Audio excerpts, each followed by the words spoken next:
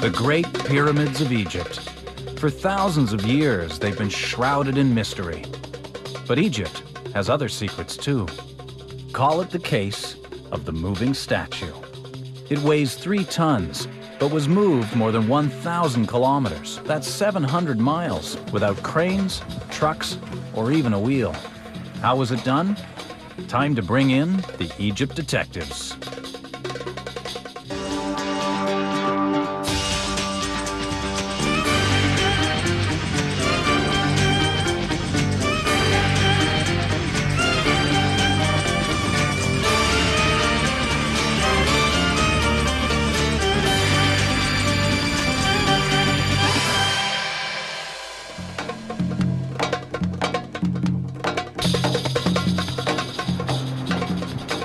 Egypt detectives Miriam Cook and Dominic Montserrat are on the trail of the Pharaoh's Stone, an enormous statue that was found far from its home. It's a carving of Khephren, the man who ruled Egypt more than 4,500 years ago.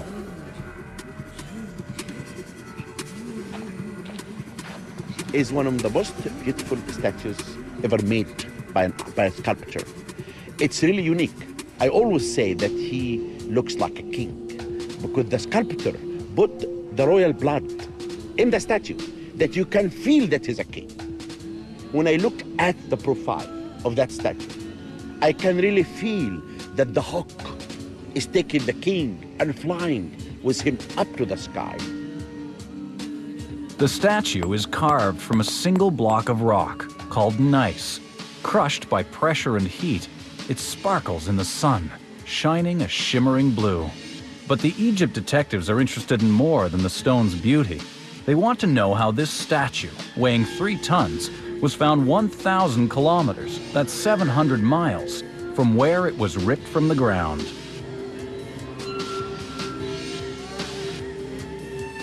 The search for clues begins where the statue was found. This is Khephren's Valley Temple, but after thousands of years, the trail here is far too cold. I've been examining the geological map, and there's no sign of Khephren's stone anywhere near the pyramid area. Yeah, well, we could be looking for a needle in a haystack. What we need to do is find out if we're getting any other exotic materials from there. Like the stone for the statue? Exactly. I think we need to go to Aswan. OK, off we go then. The detectives decide to split up. Dominic begins by studying ancient Egyptian technology. Miriam heads south, down the Nile. She wants to talk to a team that's also perplexed by this mystery. Her destination is Aswan, on the banks of the Nile. It was an essential quarry in ancient Egypt, and it's easy to see why.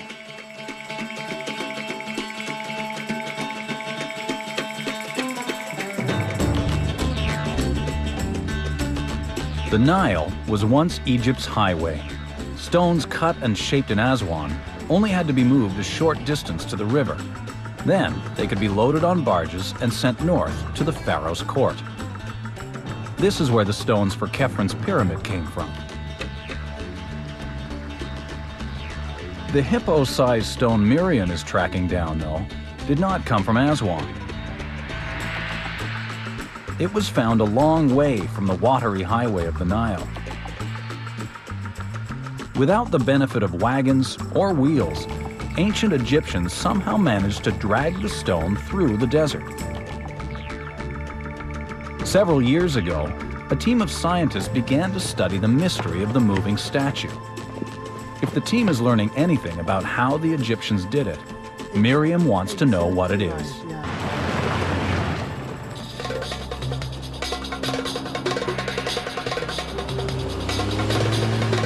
She meets a member of the team, Ian Shaw. Together, they travel west, away from the Nile, and into the desert. They head for Khephren's quarry. In the 1930s, a British Army patrol took a road into the western desert and got lost in a sandstorm. They stumbled on a mysterious place called Gebel El Asser. Scattered everywhere were blocks of stone and thousands of stone tools. A mystery in the desert. Was this the quarry of the pharaoh Khephren? The right kind of rock can be found here, but the site has been abandoned for years. Ian and his team have come to this desolate place many times. Are there clues hidden in these sands that could tell Miriam how the statue stone was moved?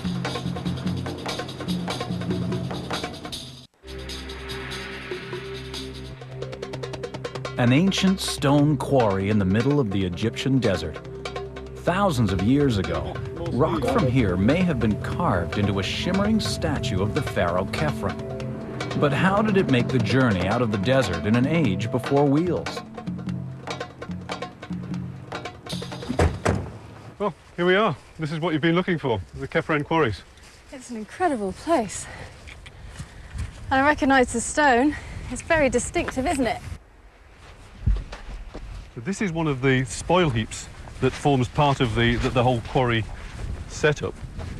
And here I am standing on the spoil heap, which is a mixture of material which has been taken out from over here, and you can see lots of the blocks that they've begun to work that have come out of the ground over there. And down here, lots of lovely big fragments of precisely the kind of stone that the Khephren statue is made from. It's a great find, but Miriam has to be sure that this is the right quarry. Well, this is impressive. It looks like these blocks have been specifically placed here. What you have to imagine is that originally here between these two big slabs of the Khephren stone, there was a slab with the name of a ruler who sent an expedition here, and that ruler was Khufu. It's an important clue. Khufu was Khepren's father. The stone slab shows that the quarry was being used by the right family.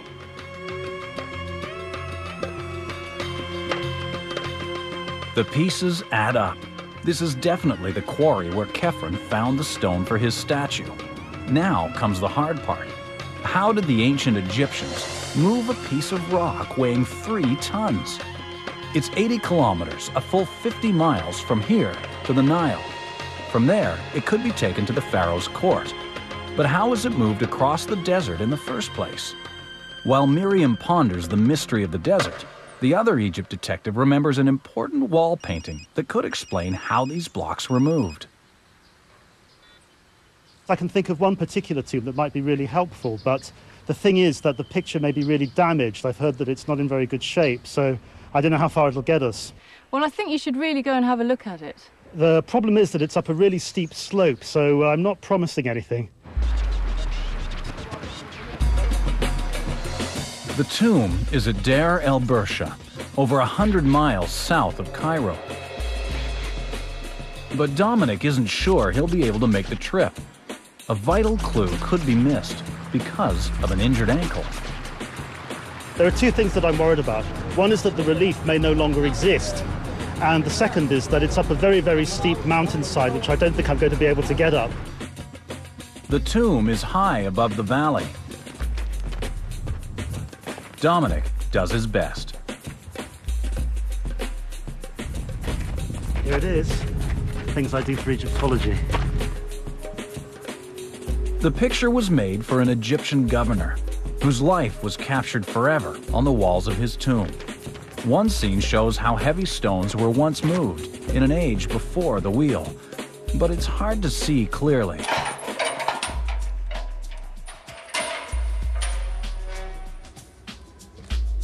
Quite hard to see in here in this dark tomb after the bright light out of the desert, but After all the effort, the painting may be a dead end.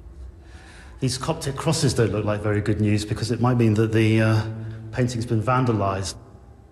There's been a rockfall from the ceiling as well, which has left this great huge blank. And here it is. Here it is, after all that. It's badly broken up by the rockfall, but you can see a massive statue being drawn along on a sledge. And it's being lubricated as it moves along by water being poured on it. And it's being pulled by these massed ranks of men, 3 deep, who are pulling on the ropes that are attached to the sled to move it along.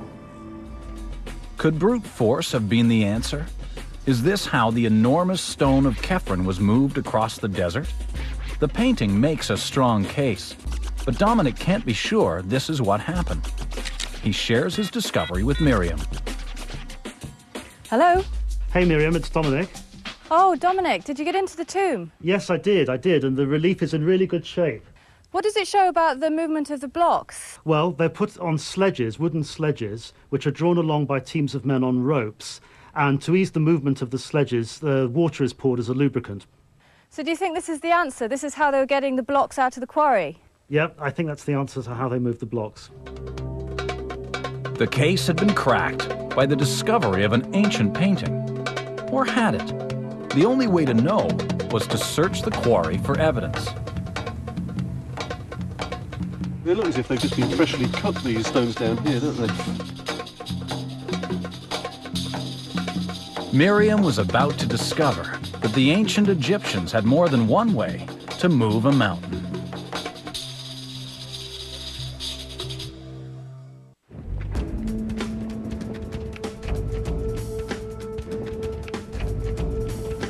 Egypt detectives Dominic Montserrat and Miriam Cook are on the case of the Pharaoh's Stone. It's an enormous statue made from a single rock, first pulled from a desert quarry. It's 3 tons of dead weight, and the detectives want to know how the ancient Egyptians got it from the middle of the desert to docks on the Nile. Was it just brute force? Was it literally dragged across the sands? An ancient tomb painting they've found suggests that's exactly how it was done. But if the pharaoh had sent an army of workers to the desert quarry, there should still be evidence, even 4,000 years later. Miriam asks expert Ian Shaw if he's found any traces of how the people here worked. I'm thinking about how these blocks were moved.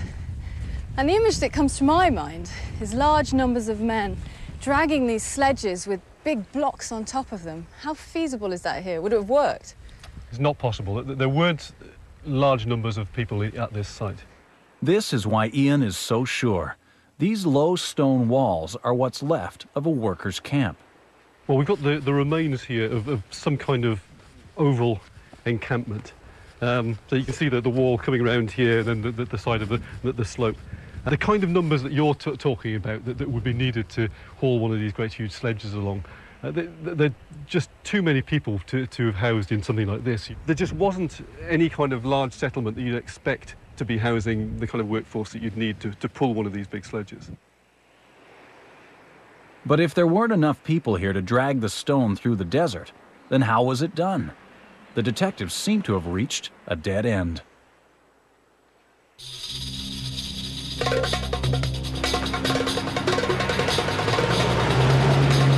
The investigation may be stranded in the desert.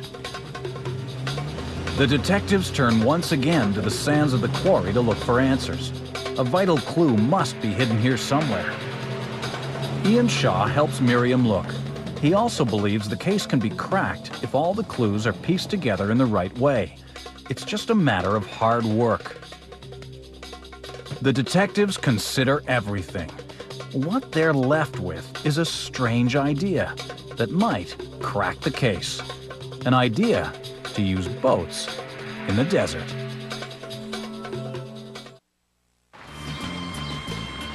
Boats? In the desert? That strange combination may be the answer to the case of the Pharaoh's statue. 4,500 years ago, an enormous piece of rock was pulled from a quarry in the Egyptian desert. But how was it moved to the Nile? The answer may be in the weather. This part of Egypt was not always as dry as it is now. What we have here is a series of wells that we've excavated both between here and the Nile. Elizabeth Bloxham has uncovered evidence that points in that direction. So, Elizabeth, why do you think this is a well? Because it looks very similar to a small hut. So if you look at the ground surface, you can see it's this very dark brown mud with very, very deep cracks here, indicating that it's a well and the water was coming up into these cracks. And is it the same period as the Kefren quarries? Yes, it is, because there are similar wells in the quarries, and one of them had an Old Kingdom pouring vessel in the base in a similar crack like this. How does this particular well inform us about climate change, that it was a wetter environment here? Simply because the water was so close to the surface, about 3 feet, so it indicates seasonally higher rainfall at the time. Elizabeth has discovered many more of these shallow wells near the quarry. But even if there was water here, how does that solve the mystery? So we have water here, but we're still 35 miles from the Nile. Is there any river or channel that could have connected the two that might provide some kind of water transport? Well, we do have the Wadi Tushka, which is just a short distance over there. Today, the Wadi Tushka is a dry valley, but 4,500 years ago, in the rainy season, it might have filled up. It would have provided Egyptian engineers with a vital connection to the Nile. But even if that was true, the wadi is a fair distance from the quarry, and it's unclear how the stones got to the wadi or how it was used.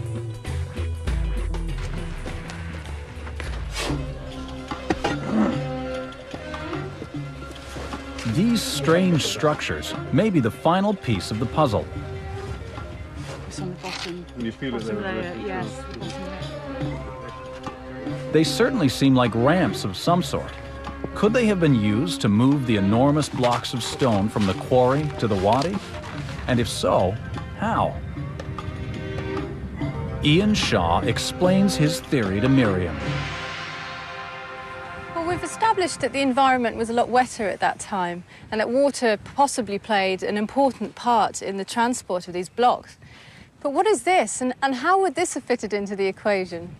Well, basically, we know that this is a type of stone ramp of the time of Khephren, and like most ramps, the basic idea seems to have been taking the big stone blocks that would eventually be statues up to the top here, and our initial assumption was that what they were trying to do was to get them onto some kind of conventional wooden sledge. But then we excavated further and we realised how high the ramp is. A conventional low-lying sledge would only come up to this height, but we also have these very deep and wide tracks. So it seems that this was purpose-built for a vehicle that we don't know about in the archaeological record so far.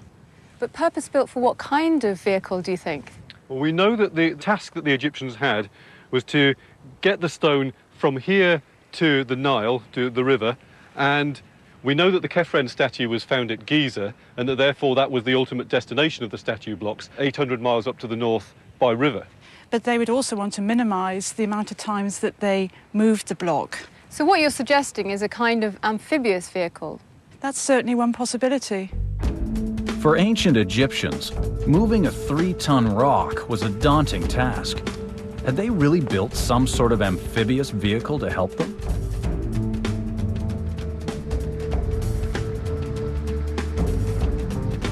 If true, it would only need to be loaded once and could move across both land and water. This sketch shows what this remarkable vehicle might have looked like. The floats of the raft would have been made of inflated animal skins. Under the raft, runners that would allow it to be placed precisely in front of the ramp. That would explain the mysterious tracks.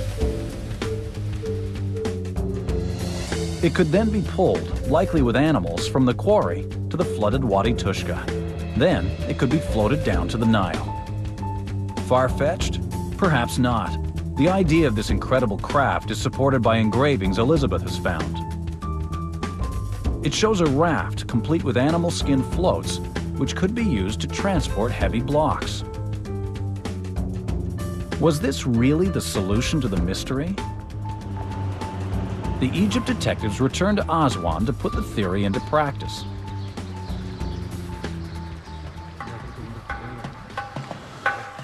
The detectives get a small-scale version of the craft made by Adel Kalani.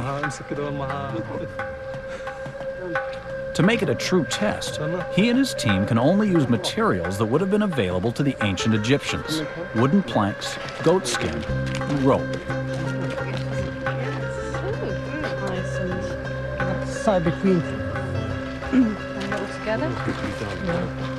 Since they don't actually have to move an enormous stone, the model is smaller than the original.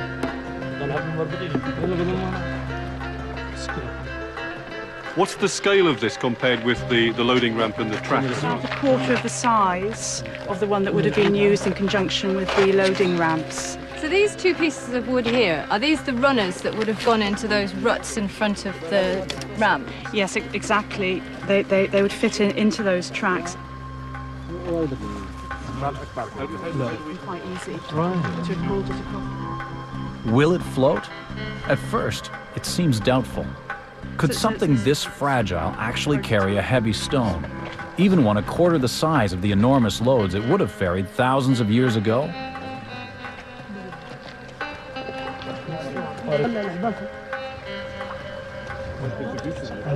As the sun sets over the Nile, the frail craft is loaded.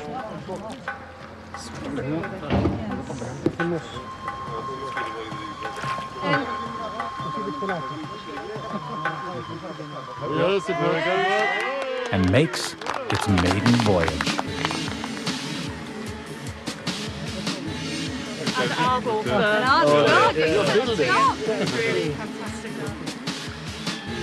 It may be a miniature version of the much bigger original, but this hesitant trip has closed another case for the Egypt detectives.